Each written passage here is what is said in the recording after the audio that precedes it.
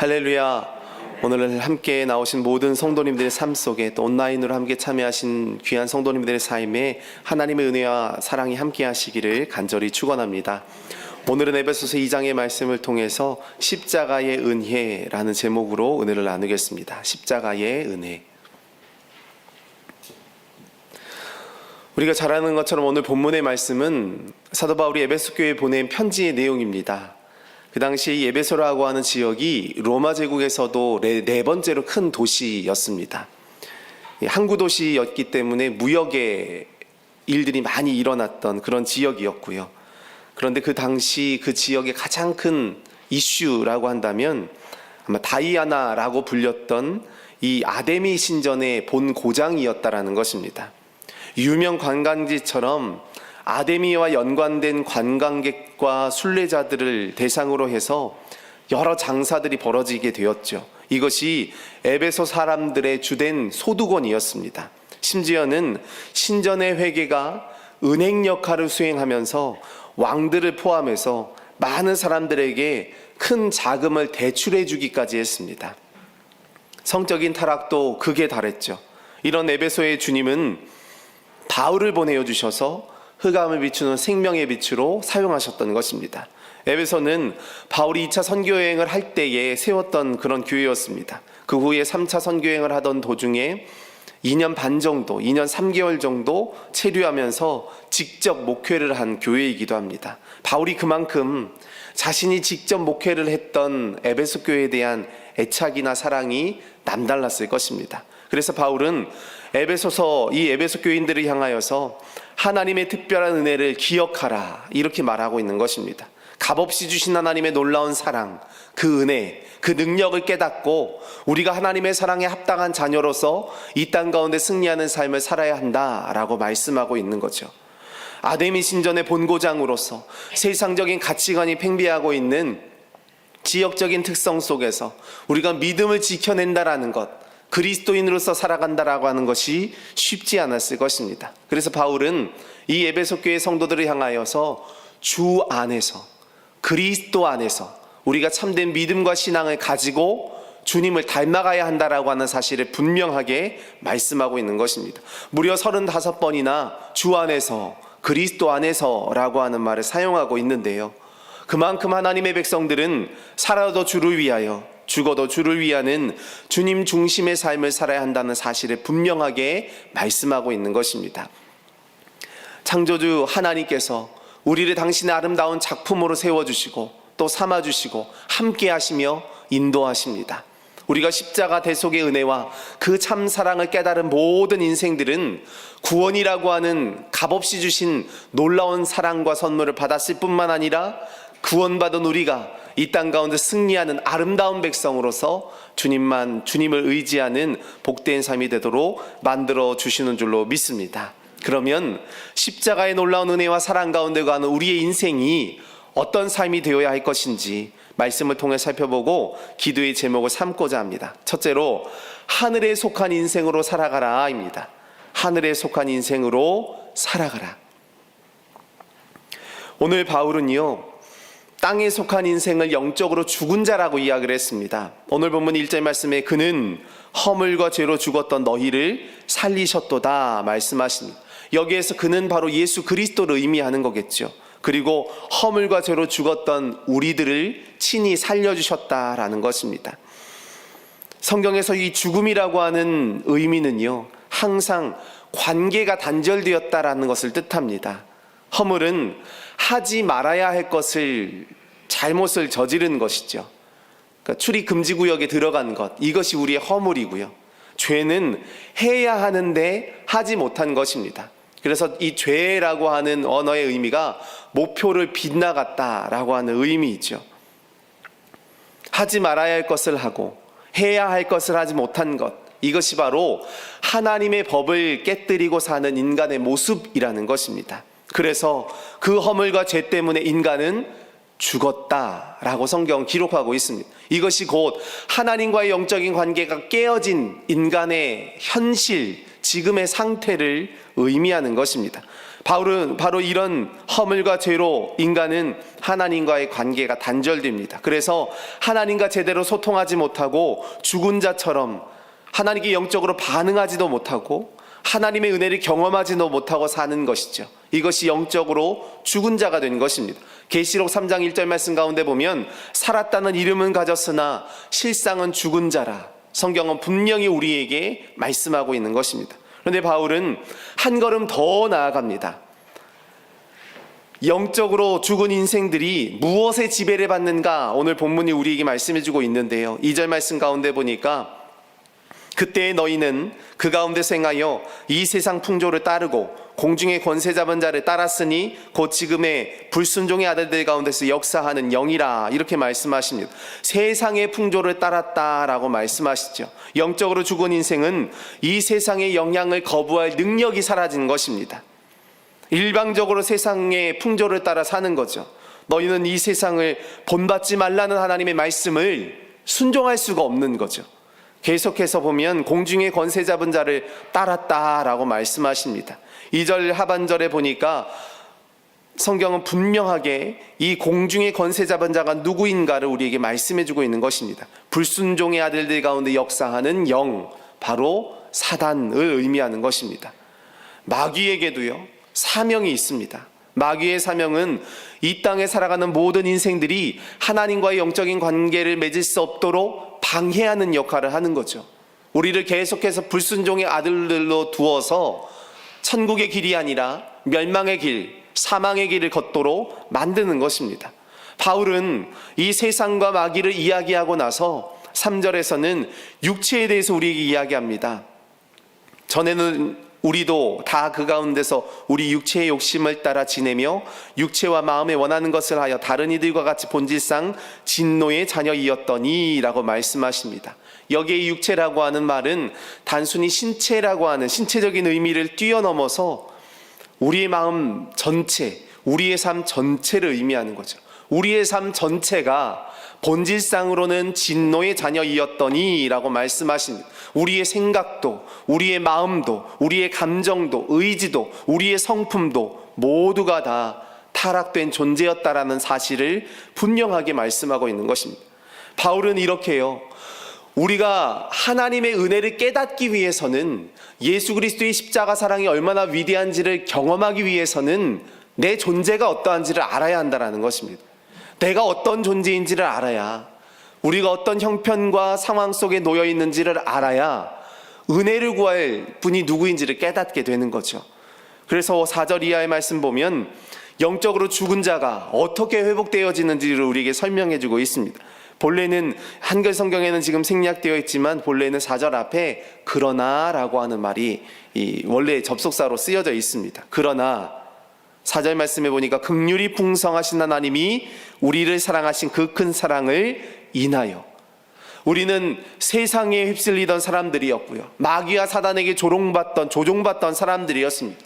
육체의 뜻이 영적인 생각보다 앞섰던 인생들이었죠. 그런데 그리스도의 사랑을 인하여, 긍휼이 풍성하신 하나님의 은혜를 인하여 우리가 구원받고 하나님의 거룩한 자녀가 된 줄로 믿습니다. 이 긍휼이라고 하는 말과 똑같이 사용된 말이요, 바로 사랑, 은혜, 자비인 것입니다. 오늘 본문이 이야기되는 것처럼 하나님의 긍휼이, 하나님의 사랑이, 하나님의 은혜가, 하나님의 자비가 우리의 삶 가운데 놀라운 기적의 역사를 보여주셨던 것입니다. 5절 말씀 가운데 허물로 죽은 우리를 그리스도와 함께 살리셨다라고 말씀하십니다. 우리 함께 그리스도와 함께 살아났습니다. 또 함께 일으키심을 받은 자였죠. 6절 말씀에 또 함께 일으키사 그리스도 예수 안에서 함께 하늘에 앉히시니 라고 말씀하십니다. 우리가 주님의 그 긍휼과 사랑 때문에 어떤 은혜를 입었습니까? 그리스도와 함께 살아났고요, 그리스도와 함께 일으키심을 받았고요, 그리스도와 함께 하늘에 앉힌 바 되었다라고 성경은 우리에게 말씀하시죠.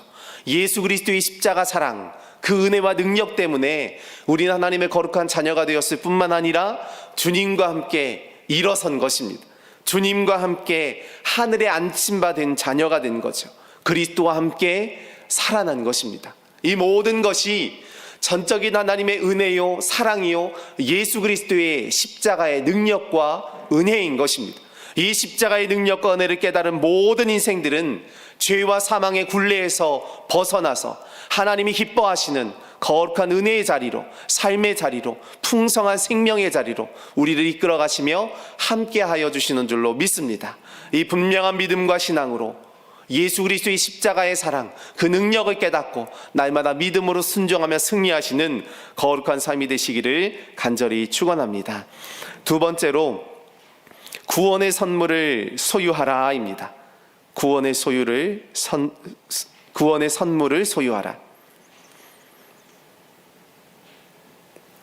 구원은 우리가 하나님의 거룩한 자녀가 되는 것이고 하나님의 백성이 되는 것입니다. 그러기에 우리가 이 전인적인 구원을 통해 하나님이 창조하셨던 우리 인간 본연의 모습을 회복하는 거죠. 어제도 말씀드렸던 것처럼 희년이라고 하는 개념, 여호와의 은혜의 해가 바로 이 구원이라고 하는 감격과 기쁨 속에서 창조의 질서를 회복하는 것이라고 말씀을 드렸습니다. 마찬가지로 하나님의 은혜로 전적인 사랑으로 구원받은 우리는 하나님의 창조의 질서를 회복하게 되어 있는 것입니다.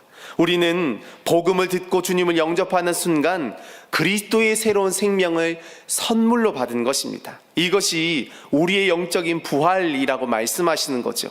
5절 말씀 가운데 허물로 죽은 우리를 그리스도와 함께 살리셨고 너희는 은혜로 구원을 받은 것이라 말씀하십니다. 나사로가 무덤에서 나올 때요, 그는 죽은 사람을 동여매는 베옷을 입고 끈을 얽어매고 나왔다라는 거죠. 그래서 예수님은 그에게 풀어놓아 다니게 하라 말씀하십니다. 그때에 비로소 산자로서 자유와 능력을 경험하게 된 것입니다. 나사로야 나와라 주님 명령하셨을 때 여전히 그는 베옷을 입고 죽음을 상징하는 모습 그대로 나왔습니다. 그때 예수님은 풀어놓아 다니게 하라고 말씀하시죠. 이처럼 주님은 우리의 모든 연약한 부분들을 친히 감찰하시고 동행하시며 우리가 연약한 자이지만 그러나 주님 안에서 참된 자유와 소망을 얻을 수 있도록 우리 이끌어 가시며 함께 하시며 역사하십니다. 이 구원의 감격과 은혜 안에 살아가는 모든 인생들을 주님 책임져 주시고 함께 하신다라는 거죠. 이 선물을 받을 수 있는 궁극적인 방편은 바로 믿음이라고 우리에게 말씀하고 있는 것입니다. 오늘 8절 말씀에서요, 너희는 그 은혜에 의하여 믿음으로 말미암아 구원을 받았으니 이것은 너희에게서 난 것이 아니요 하나님의 선물이라 이렇게 말씀하십니다. 물에 빠진 사람이 사람 살려 소리칠 때요, 구조대가 손을 내밉니다. 그때 그 손을 잡는 것이 믿음이라는 거죠. 구조대원이 내민 손을 붙잡는 것에 어떤 공로가 있을까요? 어떤 업적이 필요할까요? 구원자의 은혜에 반응하는 절박한 응답, 우리의 믿음이 필요할 뿐입니다. 그래서 은혜는 받을 자격이 없는 자들에게 주시는 하나님의 분명한 사랑이며 호의인 것입니다. 그래서 오늘 성경은 그 은혜에 의하여 믿음으로 말미암아 구원을 받았으니 이것은 너희에게서 난 것이 아니다. 그 시작점이 너희에게 없었다라는 것입니다. 창조의 주권자이시고 섭리자이신 하나님의 은혜, 하나님의 주권, 하나님의 능력, 하나님의 사랑 안에 구원의 모든 경륜이 이루어지게 된다라는 것입니다. 그러기에 그것은 우리에게 주신 하나님의 분명한 선물인 것입니다. 하나님의 일방적인 사랑, 값없이 허락하시는 놀라운 은혜, 그 평강을 인하여 우리는 참된 자유를 얻었을 뿐만 아니라 하나님의 거룩한 백성이 되도록 만들어주신 줄로 믿습니다. 그렇다면 구원받은 우리의 삶이 어떠해야 하겠습니까? 오늘 우리가 읽지는 않았지만 10절 말씀에 나온 것처럼 우리는 그가 만드신 바라 그리스도 예수 안에서 선한 일을 위하여 지으심을 받은 자니 이 일은 하나님이 전에 예비하사 우리로 그 가운데서 행하게 하려 하심이니라 말씀하십니다. 우리가 구원받았으면, 하나님의 거룩한 자녀가 되었으면 그 선물에 합당한 삶을 살으라는 것입니다. 존 웨슬리 목사님이 말씀하셨던 것처럼 우리는 그리스도의 완전을 향하여 달려가는 성화된 존재라는 것입니다. 주님을 닮아가는 거죠. 주님과 함께하는 것입니다. 우리가 구원받았기에 그 은혜와 사랑에 감격하면서 이제 내 삶을 주님께 맡기겠습니다. 주님과 동행하겠습니다. 주님과 함께 걷겠습니다. 주님과 함께 살겠습니다. 내가 비록 부족하고 연약하여 또 넘어질 수도 있지만, 그러나 주님 다시 나를 붙잡아 주실 것을, 다시 나에게 새로운 기회 주실 것을 믿습니다. 이 고백으로 나아가는 것, 이것이 바로 구원의 값진 선물을 받은 우리가 걸어가야 할 삶의 모습이라는 것입니다. 하나님은 우리에게 날마다 새로운 기회를 주시고 능력을 주시고 풍성한 사랑과 축복의 통로로 우리를 사용하시며 함께하여 주시는 줄로 믿습니다. 이 분명한 믿음과 신앙으로 날마다 주님을 의지하며 십자가의 참된 은혜와 사랑에 감격하고 감사하는 거룩한 삶이 되시기를 간절히 축원합니다. 세 번째로 공동체 안에서 선한 역사를 이루라입니다. 공동체 안에서 선한 역사를 이루라. 바울은 이 11절 이하의 말씀을 보면 십자가의 은혜를 전하는 삶이 되기 위해서 우리를 이 그리스도의 교회라고 하는 공동체 안에 두셨다, 이런 결론으로 맺고 있습니다. 그러니까 구원받았다라고 하는 것을 이야기했죠. 그리고 구원받은 우리가 주님을 닮아가기 위해서는 선한 영향력의 삶이 되어야 한다라고 말씀하십니다. 그러면 그 선한 영향력이 어디에서, 과연 무엇 안에서 이루어져야 하는가, 실천되어야 하는가? 바로 공동체라는 거죠. 우리가 속해 있는 공동체, 그 속에서 그리스도의 사랑을 받은 자라는 사실을, 구원받은 감격과 기쁨을 세상 가운데 전해야 할 사명이 우리 안에 있다라는 것입니다. 2장 22절 말씀 가운데 보니까 너희도 성령 안에서 하나님이 거하실 처소가 되기 위하여 그리스도 예수 안에서 함께 지어져 가느니라 말씀하십니다. 이제는 나 한 사람의 구원받은 것으로 끝나는 것이 아닙니다. 함께 지어져 가는 존재, 함께 그리스도의 영광을 위해 쓰임받는 존재, 함께 하나님 나라의 영광 가운데 나아가는 존재로 서야 한다는 거죠. 그러기에 우리에게 주어져 있는 공동체, 우리가 살아가고 있는 삶의 환경, 특별히 우리에게 맡겨주신 사명의 현장 속에서 내가 어떤 믿음과 신앙을 가지고 주님을 닮아가야 할 것인가, 이것이 우리의 관점이 되어야 한다는 것입니다. 하나님은 우리의 가정을 주시죠. 우리의 교회를 주십니다. 우리의 일터를 주셨습니다. 우리가 만나는 모든 상황과 환경, 특별히 속해 손교회, 우리의 사명의 현장 속에서 하나님을 닮아가고 하나님의 기쁨이 되는 거룩한 백성이 되기를 원하신다라는 거죠. 성경에서요, 처음으로 좋지 못하다라고 하는 표현이 등장한 구절이 어디인가 하면 창세기 2장 18절의 말씀에서 이렇게 말씀하고 있습니다. 사람이 혼자 사는 것이 좋지 아니하니. 그러니까 사람을 창조하셨던 하나님의 역사, 그 이야기를 우리에게 들려주시면서 사람이 혼자 사는 것이 좋지 아니하니 라고 말씀하셨다라는 거죠. 그래서 아담의 배필로 하와를 지으시고 그들로 하여금 부부가, 가족이 되게 만들어 주십니다. 가정을 이루신 것, 하나님이 인간을 창조하시고 처음으로 이루신 공동체는 바로 가정이었습니다. 그렇기 때문에 이 가정이 참 소중한 공동체인 것입니다. 이 가정을 통해서 하나님이 아담과 하와를 직접 만나 주셨죠. 그래서 가정은 교회였습니다. 가정에서 제단을 쌓았다라는 것입니다. 하나님과의 친밀한 영적 교제가 이루어지는 장소가 교회인 것입니다.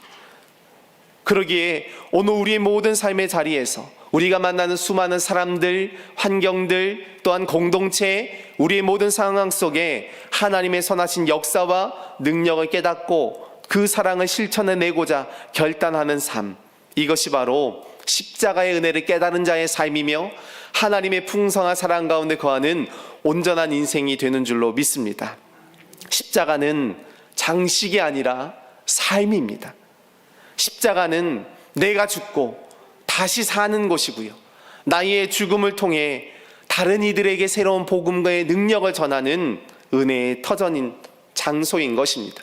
십자가의 의미를 아시죠? 하나님과 나와의 친밀한 영적인 교제, 그리고 사람과 사람 사이에 은혜의 통로가 되는 영적인 관계. 하나님은 이처럼 우리가 하나님과의 친밀한 영적인 교제를 통하여서 세상을 변화시키는 능력 있는 그리스도인으로서 쓰임받기를 원하시는 줄로 믿습니다. 그것이 우리의 가정 안에서, 우리의 교회 안에서, 이 나라 민족, 이 사회 안에서 이루어져야 한다는 것입니다. 오늘 3.1절 기념주일입니다. 3.1운동 102주년을 맞이하는 정말로 귀중한 절기이죠. 이 땅의 수많은 신앙의 선진들이 예수 그리스도의 사랑을 실천하고자 피와 땀과 눈물을 가지고 일제의 억압 속에 있었던 이 나라 민족을 위하여 가슴이 터지는 심정으로 기도하였고, 또한 이 나라의 자주 독립을 위해서 생명의 복음을 외친 것입니다. 하나님이 이 나라 민족을 너무나 사랑하셨기 때문에 수많은 신앙의 선진들, 수많은 그리스도인들을 통해 이 나라 민족이 새로운 은혜의 길에 들어설 수 있도록, 축복의 공동체가 될 수 있도록, 새로운 생명의 길에 들어설 수 있도록 이끌어 가시며 함께하여 주신 줄로 믿습니다. 이 분명한 믿음과 신앙으로 우리가 처해 있는 모든 상황과 환경 속에, 우리가 만나는 수많은 이들 앞에 우리가 살고 있는 이 나라 민족을 위해서 더욱더 간절한 마음으로 기도하며 십자가의 은혜와 사랑을 증거하시는 거룩한 삶, 능력의 삶이 되시기를 간절히 축원합니다. 기도하시겠습니다. 사랑이 많으신 하나님, 주의 거룩하신 은혜와 사랑의 역사로 우리 모든 삶을 인도하시고 성령의 충만함으로 함께 하시며 붙잡아 주심을 감사합니다.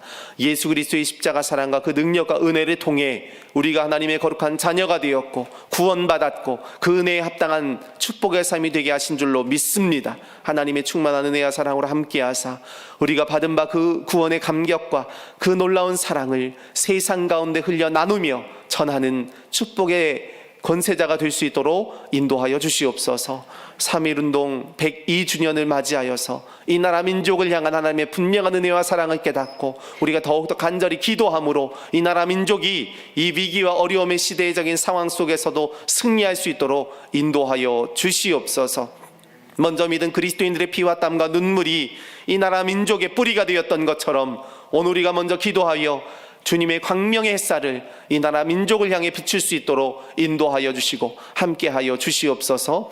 믿음으로 귀한 예물 드린 손길들이 있습니다. 11조와 감사 또한 1,000번째 많은 기쁨의 제목, 감사의 제목들을 하나님 온전히 받아주시고 성령의 충만함으로 역사하시며 인도하여 주시옵소서. 주께서 늘 크신 은혜와 사랑으로 함께하시고 동행하여 주실 것을 믿사옵고 모든 말씀 예수님의 이름으로 기도하옵나이다. 아멘.